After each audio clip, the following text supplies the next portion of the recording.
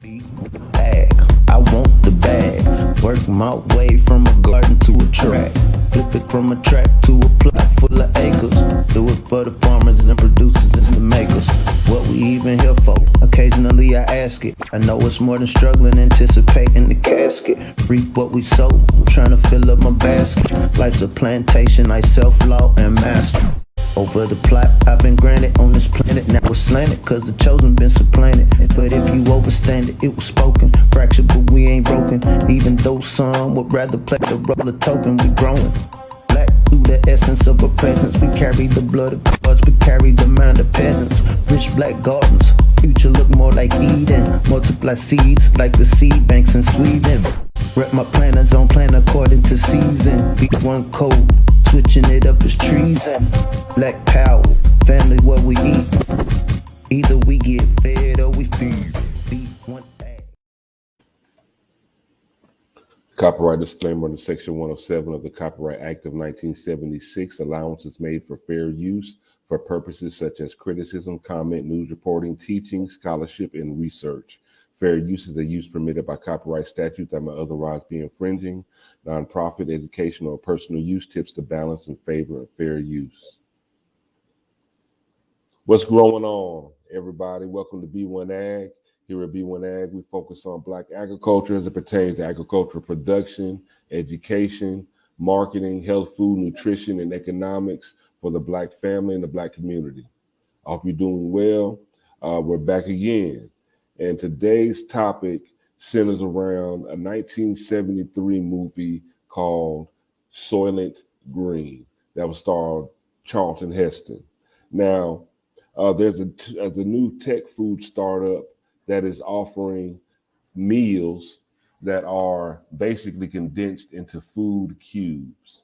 And the title for today's show is just referring to that movie. This new food startup, Eerily, resembles Soylent Green.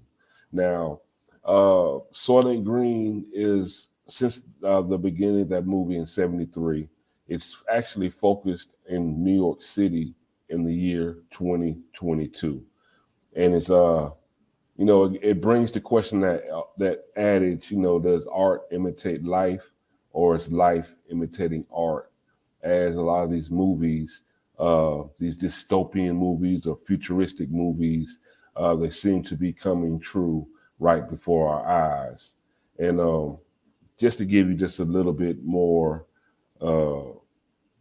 background, we're going to just show you the movie trailer from the movie Soylent Green from 1973. So y'all check this out.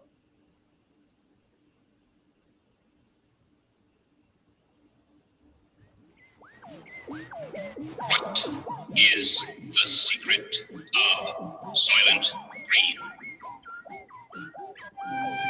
New York City in the year 2022. Nothing runs anymore. Nothing works. But the people are the same. And the people will do anything to get what they need. This is the police. What they need most is Soylent Green. The supply of Soylent Green has been exhausted. Return to your home.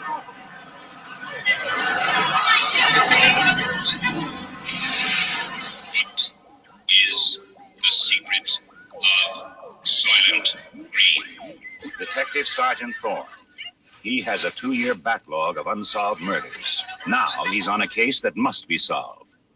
Saul Roth, Thorne's private library. Hey, Saul. A living book in a world without books. Have some pencils, courtesy of your next assignment. William R. Simonson. Simonson. He was the first to learn the secret of Soylent Green. They told me to say that they were sorry, but that you had become unreliable. Saul Roth was the next to know. How did we come to this? And he chose to die rather than reveal the secret of Soylent Green. What is the secret of Soylent Green? Why did you set up Simonson? I didn't. Cheryl. See your hands. Officially, she's furniture. She comes with the apartment. She belongs to the tenant. How many times you been in trouble with the police, Cheryl? Never. Can't hear you. Never. Captain Hatcher. First, he wanted this case solved. Simonson, what do you say? It was an assassination. Now, he just wants it Who closed. bought you? High and hot. They want this case closed permanently. Their way. Now you sign this. You sign it. Thorne refuses to close the Simonson case. Just do what you have to do.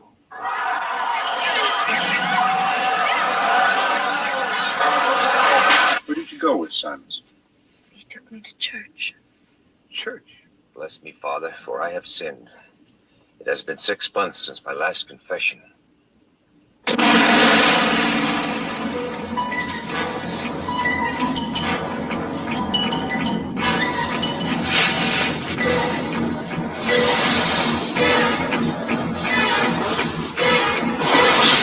Charlton Heston, Edward G. Robinson, Chuck Connors, Lee Taylor Young, Brock Peters, Paula Kelly, and Joseph Cotton fight for survival and try to solve the most bizarre riddle ever to face mankind.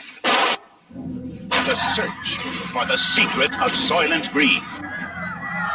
You will find out why Soylent Green means life. You will find out why Soylent Green means death. We gotta stop him! What is the secret of Soylent Green? Please!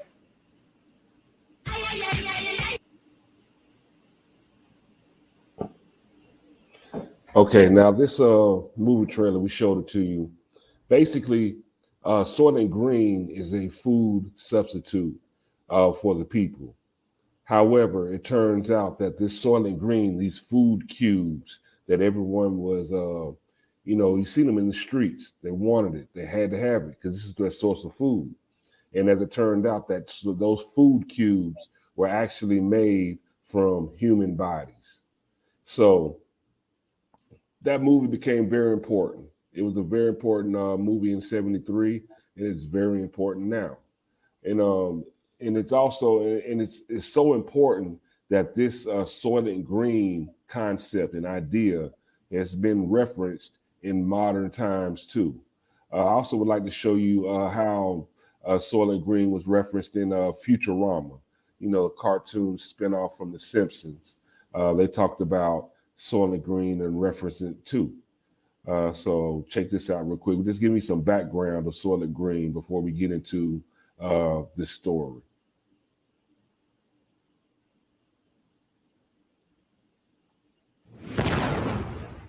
And now, Chairman Koji will present the theme ingredient to be used in every dish today. If it's chicken, chicken a la king. If it's fish, fish a la king. If it's turkey, fish a la king. Soylent Green! Soylent Green, a classic ingredient of gourmet cooking. And the battle is on.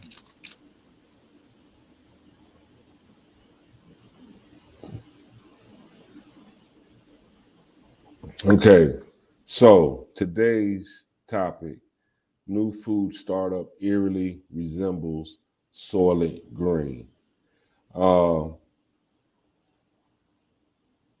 Really, what do you got to say about this, Farmer Brown? Let's go ahead and just get started because we've shown them a lot of videos trying to give them the backdrop of what Soylent Green is, but this is actually a pretty serious topic today. First, I just like to say peace to the B1 family. Hope everybody's doing well. They would use the brother as the op to cover up and, try to close this case down. We saw the first man that knew what was going on got Epsteined. He knew what was going on, so that, they had to eradicate him. But yeah, I just think these timelines are very eerie. And so the year 2022 was when, all of this was introduced. It was set in New York City, overcrowded, food supplies scarce, and the elite decided, okay, we'll just give these people dog food, basically. And like you said, it turned out to be dead bodies. And so I would just like to preface for today's conversation, we don't come from a Chicken Little Skies Falling perspective, more so than how do we tie these current events to our food security in the melanated community. We were talking with Dr. Boyce the other day, like right now in North America, 8% of what we call Black, African-American, melanoid people in a census live in a census tract with a grocery store. 8% of us live in a census tract where there's a grocery store available. 31% of what we call white people live within a census tract of a grocery store. What does this mean? We know if you live closer to a grocery store, and studies show you're more likely to eat fresh produce, you're more likely to have healthier outcomes. If so, 8% of us live close to one versus 31% of any other group, any other ethnicity, this is definitely going to have broader implications. When we think about the rent moratoriums right now, the Supreme Court shut that down. So there's going to be a lot of people left and distressed out, on the streets in this coming winter.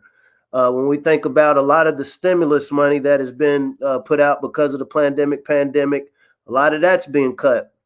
According to CPI, and so consumer inflation for products that we eat, such as meats, up 6%, eggs 6%, milk 6%, energy is 24%, gas is 42%. I can sit and go through these numbers all day, but what these numbers equate to is you're going to get less for your dollar, less bang for your buck. When we think about food security, the concept of, okay, before we can engage in the arts, entertainment, we have to eat. We have to feed our children. We have to feed our elderly, our sick. Food is going to become a lot more costly. And so when we have discussions like what we're having today about this company, somebody set out to figure out a way to feed people. And so I definitely look forward to getting a little deeper into this, diving into this rabbit hole, because this absolutely will affect the melanated community.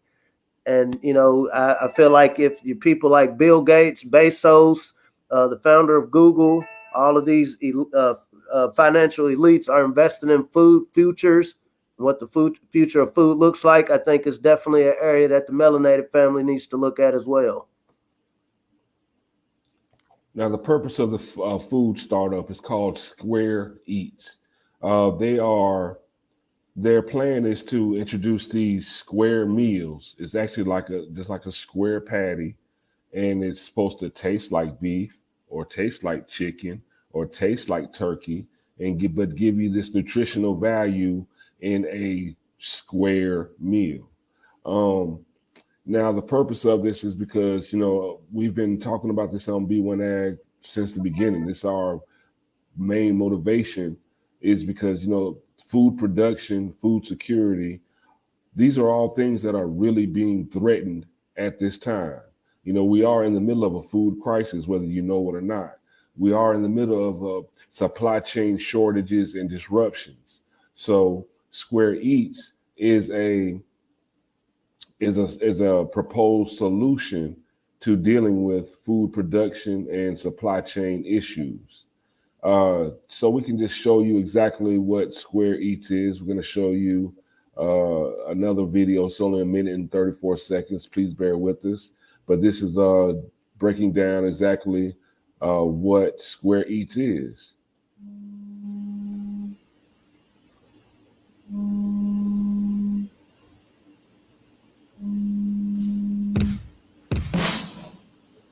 Hello everyone, and welcome to SquareEat.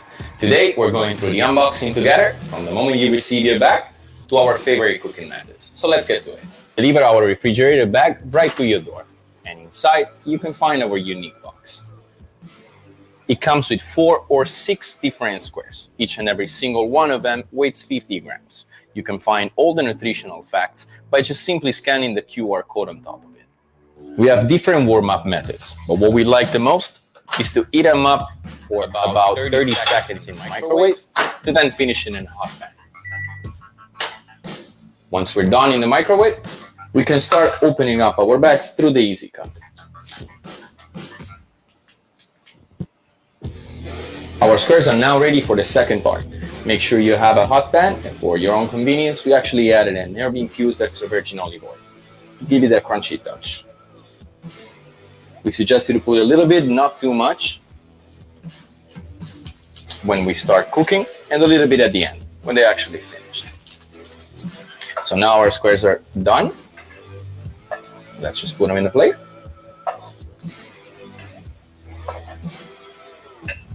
and finish them off with a little bit of extra virgin olive oil, like we did before.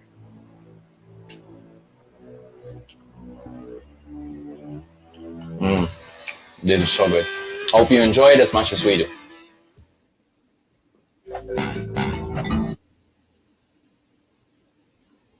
They say you are what you eat. I don't think none of us want to be squares. Well, there's a lot of things, a lot of implications with this new idea of SquareEats. Most of the time when we eat, it's more of a social gathering. But at the end of the day, when we eat, we're supposed to eat for nutrition. And this just breaks down. It's like almost like a astronaut food. When you're in space, they're not really concerned about you sitting down to a pretty plate of food.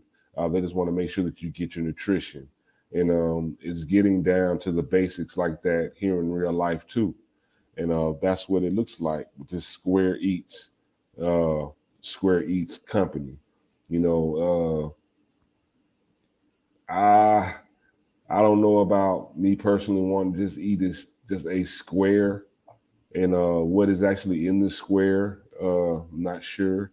But it definitely lends a lot to think about and talk about when it comes to our food intake, food production, and actually what food is going to look like in the future.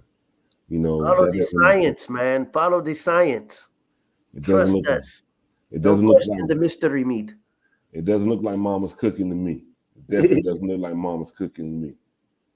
I mean, so when you think about it, bro, I agree with you. The purpose of eating is to recharge yourself. That's as ancient as humans. And so right now, when it comes to production, and so more squares. When we think about the shipping issues as far as just logistical, we get a lot of our food from Asia, over the ocean. A lot of our food is imported in North America.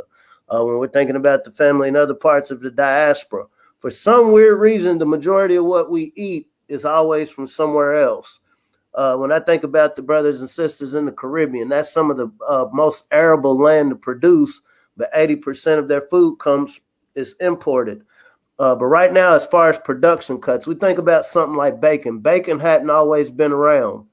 Ribs. People didn't always eat ribs as we understand, just get a rack of ribs, throw barbecue, wings, even tenders.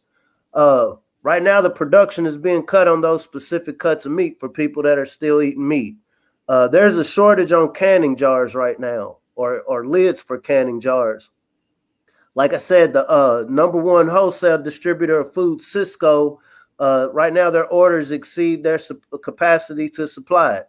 And so we definitely see that there are some real-time changes happening within our food security. That's on the logistical, practical, tangible end, widgets, right? Okay, you got something you want, I have the company to process it and give it to you. So we see there's a hold up in that. We haven't even talked about the political ramifications with the pandemic going on now with, well, if you don't have this piece of paper, you can't come in this establishment that serves food. That's a whole different dynamic. And so once again, what we in September, so we're heading into October, November, December, the coldest times of the year. Depending on where you're at, if you're in North America, this isn't the prime, you're close to harvest time.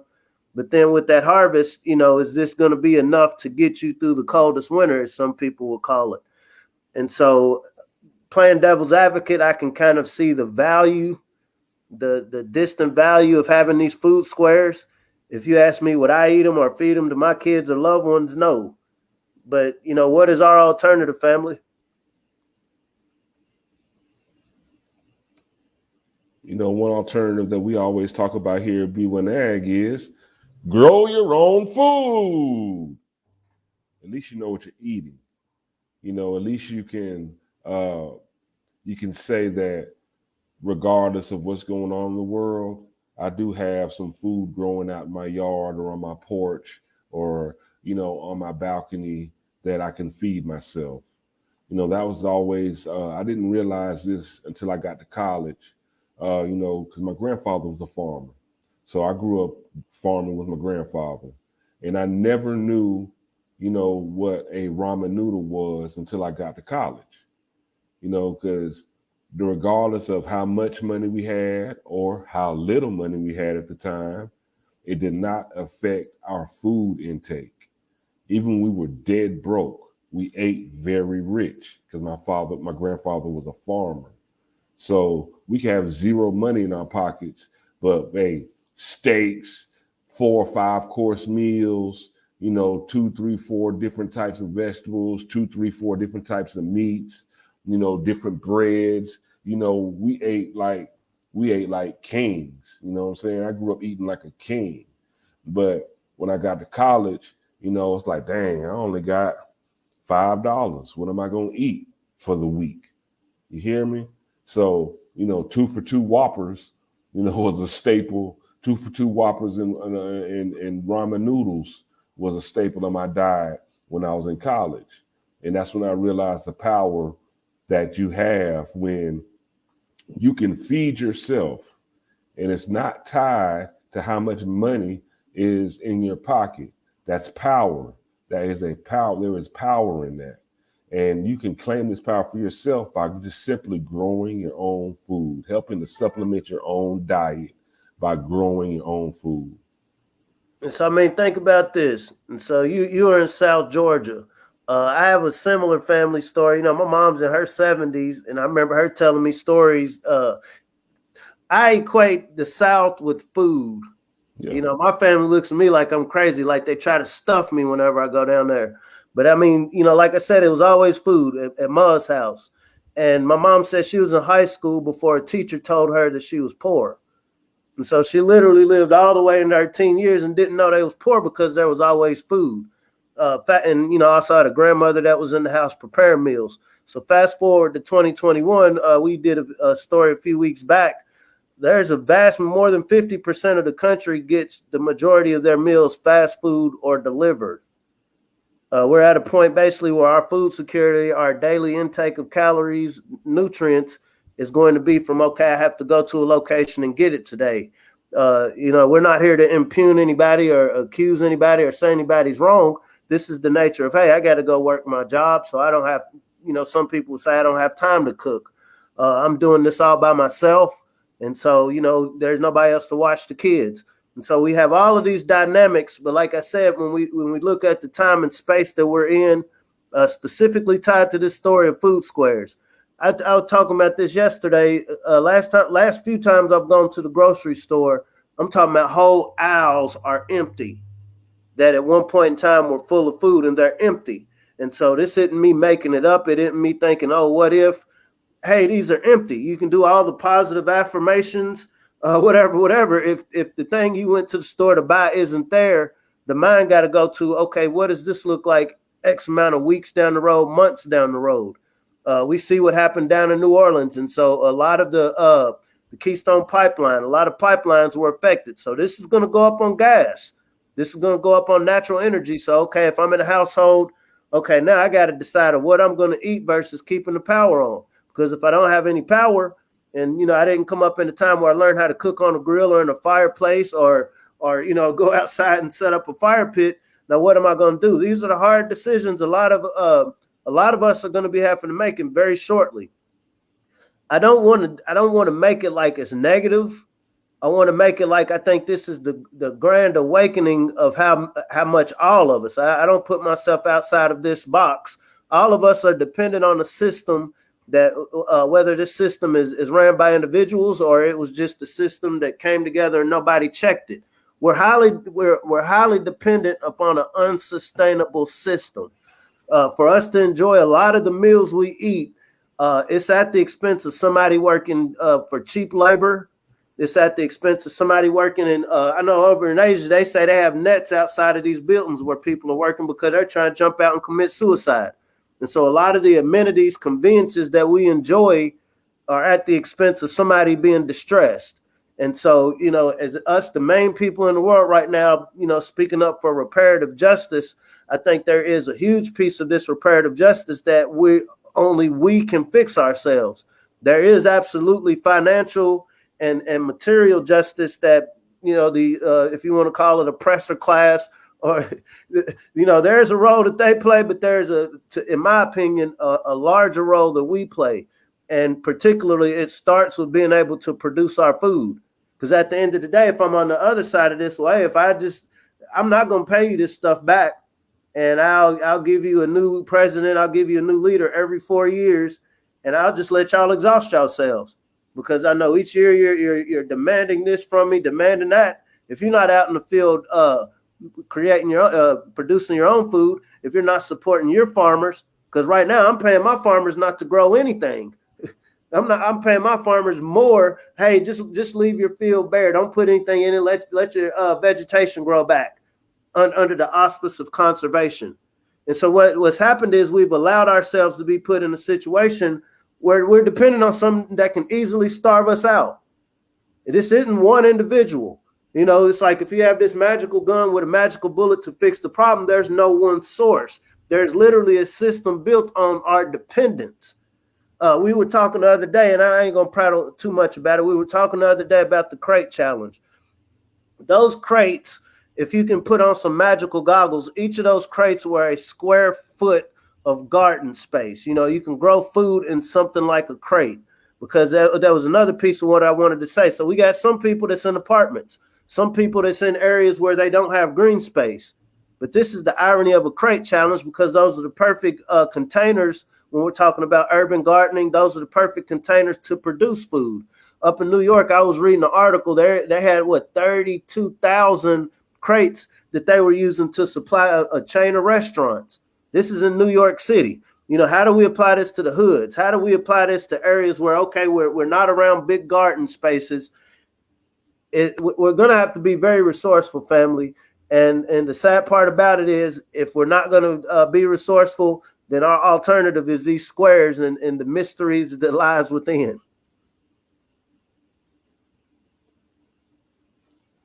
Now, we've all seen that crate challenge. Some people love to watch it and laugh. I'll look at it and I really want to cry. But instead of, that crate challenge as it's currently set up, we challenge people to use crates like this.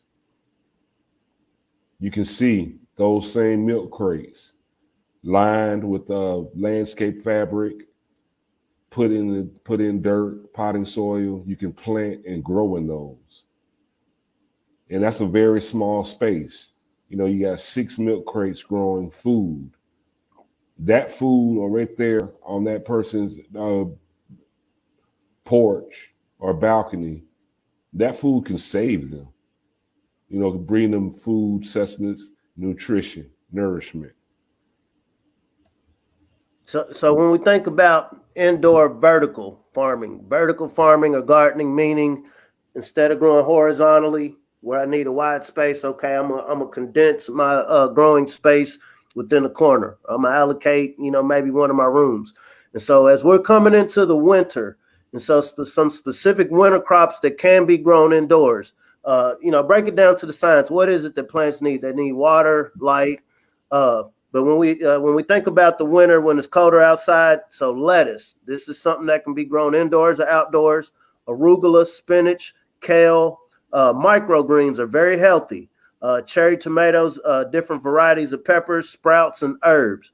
All of these can be grown indoors.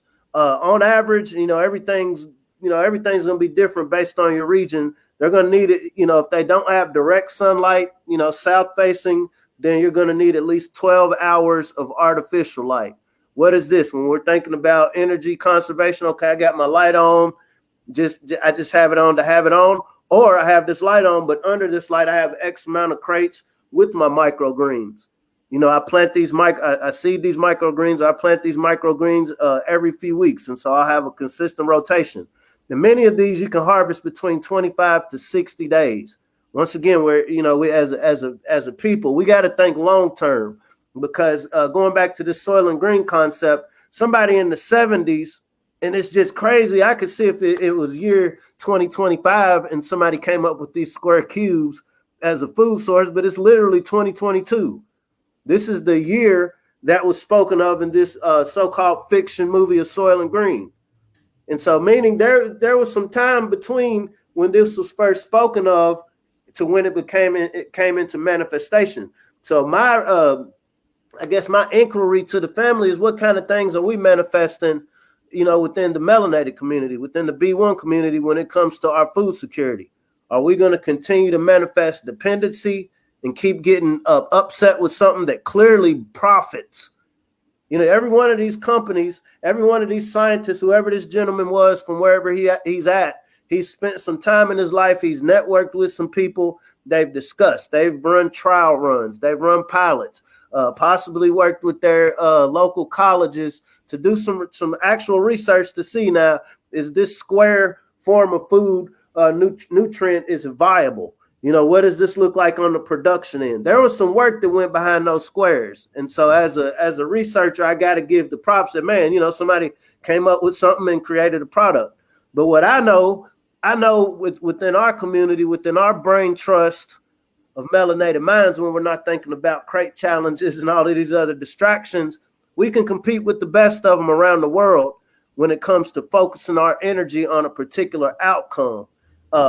It is my contention that food security is the one silent thing that we can all agree on. Whether you're Hebrew Israelite, whether you're Nation of Islam, whether you're agnostic, whether you're Christian, Catholic, we all have to eat. We all have to eat, no matter what your deity is. No, even if you don't believe in a deity, whatever it is, the body that you've been endowed with has to recharge. Just like your iPad, just like your phone, you got to recharge. We see that there is definitely a valuable, profitable effort to give people other types of medicines. And, it could be questioned whether it's to keep you healthy or kind of, I need to start culling the herd, so to speak. I need this herd immunity so I can cull you. Who knows? But saying that to say, family, we're in a great situation where all of these truths are being revealed to us at once.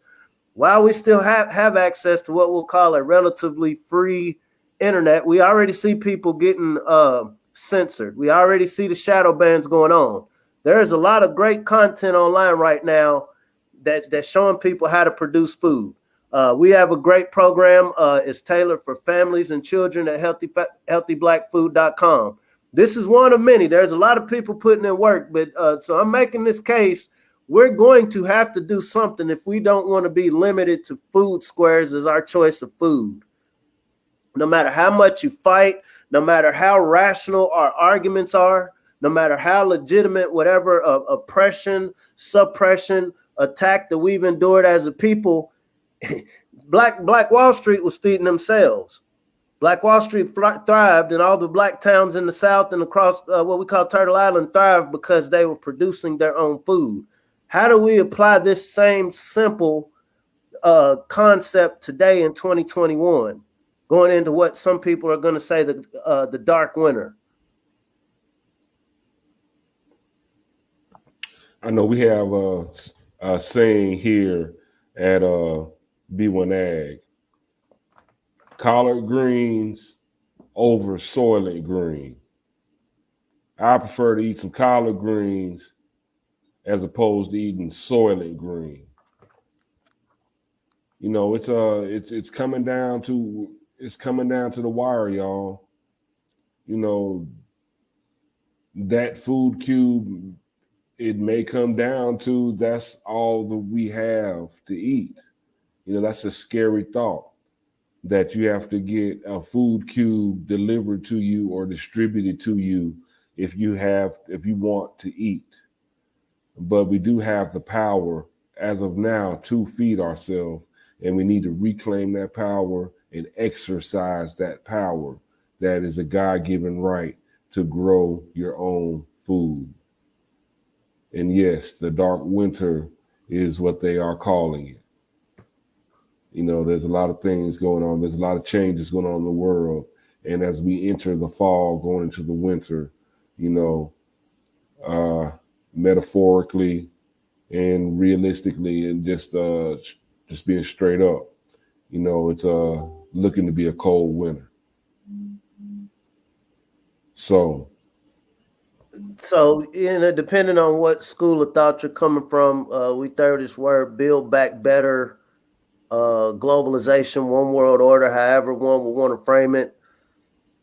One of the things is I can control you if you depend on me. When we're thinking about certain medicinal therapies, gene therapies that have been approved by the Food Drug Administration, okay, if I make you better, and if you're healthy, then I can't make no more profit. If you're not sick, you're not going to come get my treatment. You're not going to come get my help.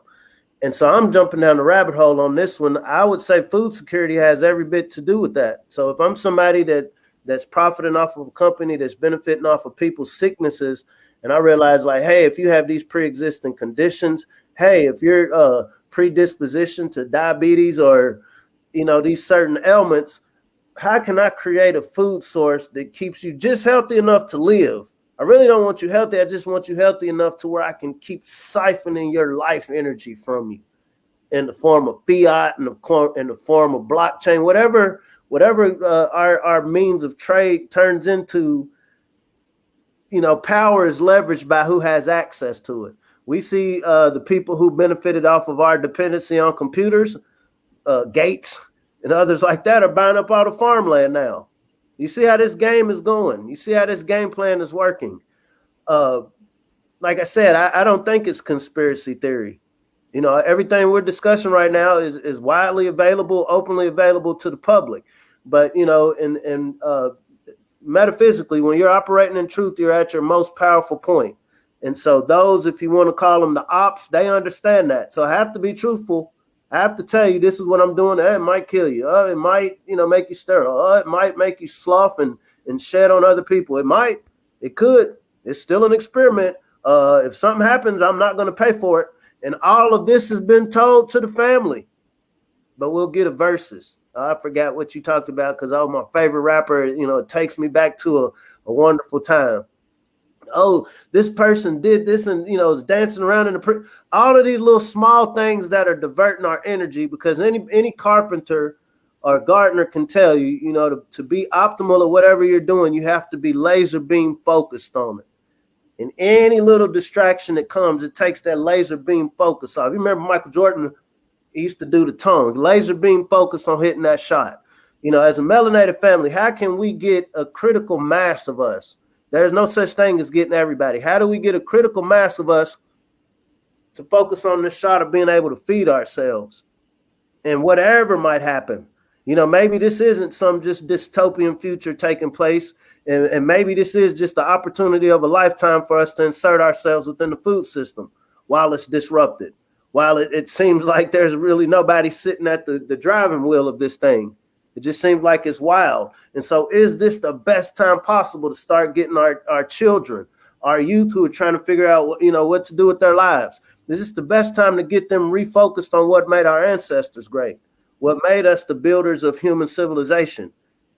Food, producing food, utilizing resources from the land, to take care of what you need where you're at, and then being able to ship it to other people that don't have access to this same thing.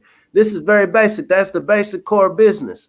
I have something, I have an abundance of it. I'm going to use what I use. Now I can ship it to you.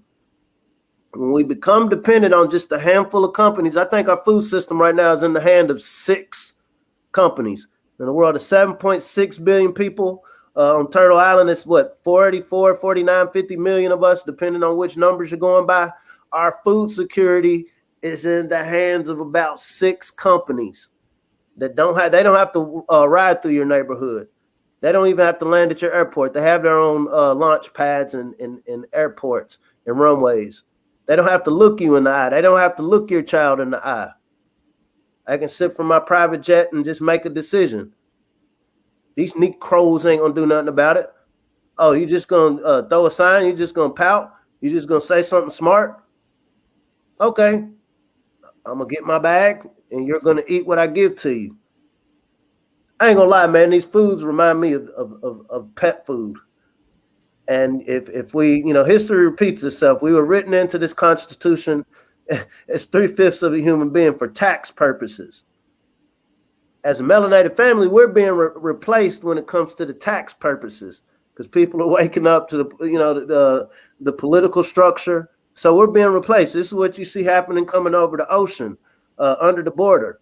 And it's not my place to disparage anybody wanting to do better for their lives, more so looking at, okay, the community, the orb that I'm in, hey, our need is being disrupted. There's a new bottom class being brought in, and so one has to say there's no such thing as a vacuum.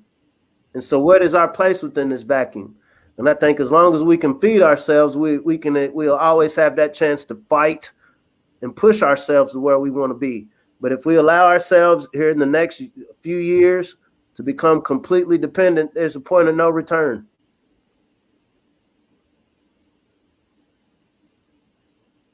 So the Soylent Green resembling food, SquareEat. This is it right here. You know, those little squares. This is supposed to be our new choice of sustenance. You know, again, it does look like cat food or pet food. You know, is that a viable choice for you? Now we're talking about square food. You know, going back to the milk crate challenge. Do you want to do this, tumble down, or would you rather use that square milk crate to make some food? That's the square food I'm talking about.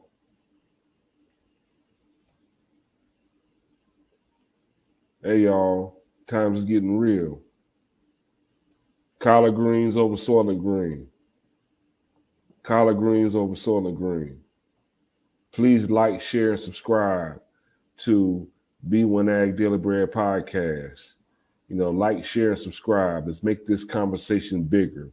We have to pay attention to what we are putting in our bodies. We have to pay attention to what they are doing with our food. We have to pay attention to how secure are we when it comes to our food. You know, Frederick Douglass said, the great Frederick Douglass told us, food can be used as a weapon, and it always has been. Because if they can control your food, they in fact control you. Because if you don't eat, you perish. If you don't know what the word perish means, that means die. If you don't eat, you die. That's just the way it's set up. It's that simple, you know. So you can sit here and pass these crate challenge games, or we can sit back and wait and have to play these hunger games.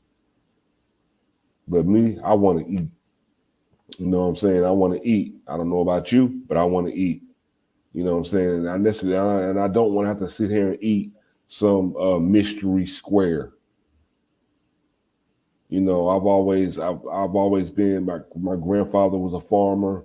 We grew our own food, and I always had a sense of pride, just a sense of ease, knowing that, okay, when I'm eating this steak or I'm eating this hamburger, I know what I'm eating because I fed it. I know what that cow ate because I fed it. And we didn't feed it no junk. You know what I'm saying? We fed it real food. We fed it the best we could. We made sure that cow drank clean water. We made sure that cow ate corn stalks. We made sure that cow ate ears of corn that we grew ourselves. You know, there's no additives. There's no grease added to this meat for weight. You know, there's no colors added to this meat to make it look better. You know, we made sure that we fed when it came to our livestock, we fed it the best, and it gave us the best meat. You know, my family's full of big people. You know, and a lot of that becomes, you know, came because we ate great. You know, we ate good food. Brian, you got any last words for the people, bro? This is all I can say is this is a great opportunity. I'm very sincere when I say that. There's no perfect one solution, you know, to the plethora of issues that the melanated community is facing. But I am a strong proponent that our ability to just refocus on producing food, distributing food, developing networks within your community, whether it's your apartment complex, your neighborhood, your section, I think is the degree that we're able to refine these connections will be the degree that we have a choice in whatever this future looks like.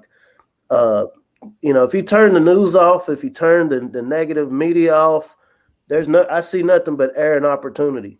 It is good to see, what's going on, but I think regardless if we see media or not, people have to eat. Getting into food production doesn't mean it has to take you from whatever you're interested in. It's just something to add to what we do. This is a couple hours out of the day, maybe 30 minutes out the day. I'm gonna read something about producing food. Okay, maybe I don't got a green thumb, but I got mouthpiece. I can talk to people. I can connect people. Okay, maybe I don't got a green thumb. Maybe I don't like talking a lot, but I understand numbers. I understand logistics. Maybe I'm not into any of that, but I can drive. I just need, because we see the issues are happening with shipping. And so maybe I'm going to team up with a couple of brothers and sisters that I know that got some old box trucks. Find the mechanics around the hood that can fix them up. Throw a refrigeration unit in it. And regardless of what this possible dark winter turns into, hey, if the dark winter doesn't happen, then we got us a whole new distribution and storage company for 2022. Teaching these things become great content for at-home learning. A lot of people are being forced into making a decision. Okay, now, do I want my offspring being experimented on, or am I going to take a chance and just figure out what I can do to teach them at home? Once again, whether we're talking about 2022 or 3032, people are always going to need to eat something. And so we have an opportunity. Our ancestors built the wealth of this country because of their agricultural prowess. When they say history repeats itself, we can repeat it. And, we throw this word black nation around. Well, a nation got to eat. And it starts with a seed. It starts with the seed. Collard greens over Soylent Green, y'all. Collard greens over Soylent Green. Also, y'all please support our merchandise. You can get your B1AG merchandise. That is the URL at the bottom of the screen. Let me go ahead because I want y'all we have some great merchandise for you. And I would like to show it to you. Damn. Collard greens over Soylent Green, y'all. He go to shirts, sweatshirts, getting ready for this cold winter. Collard greens over Soylent Green. But also, we have your B1AG merchandise. You can get your t-shirts.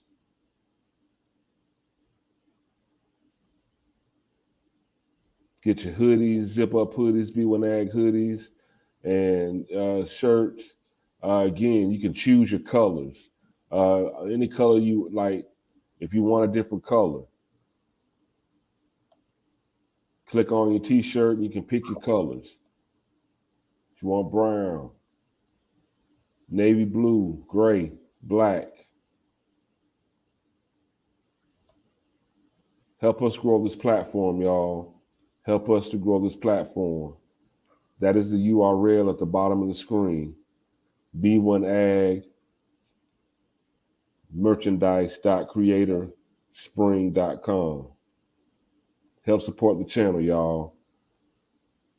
Got to get this conversation bigger.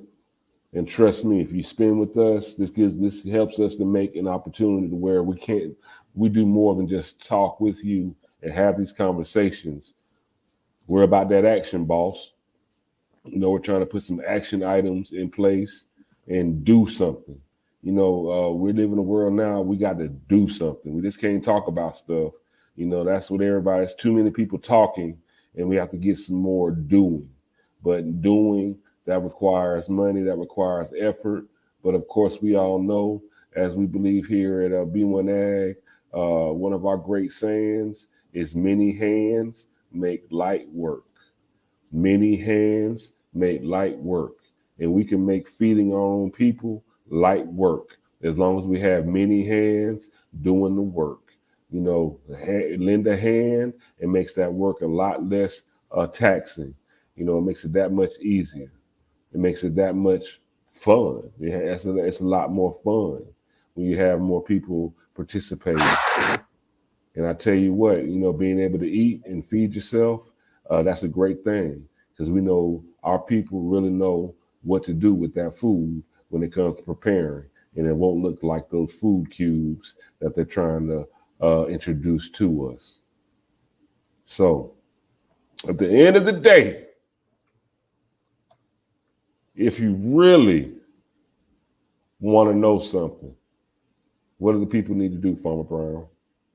If you really want to know something, put them prints in the mud or create your own pot and soil and learn how to grow something. There it is. Have a blessed day. We're in September, y'all. Winter's coming. Hey, let's get these seeds in the ground. Let's get this word about food, pass it around. Like, share, subscribe. B1AG Daily Bread Podcast. Let's make sure that we eat, we have a seat at the table, and we're not eating last. Hey, let's get it. Peace out.